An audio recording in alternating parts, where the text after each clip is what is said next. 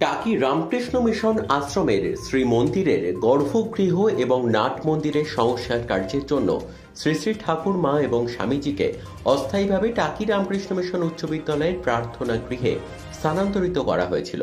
মন্দিরের সংস্কার কার্য বর্তমানে সম্পূর্ণ হওয়ায় আজ সকালে জগন্নাথ দেবের স্নান যাত্রার পূর্ণ তিথিতে শ্রী শ্রী ঠাকুর মা এবং স্বামীজিকে সাই মন্দিরে পুনরায় স্থানান্তরিত করা হলো। এই উপলক্ষে মন্দির পরিক্রমণের পর বিশেষ পূজা অর্চনার আয়োজন করা হয় মন্দিরে।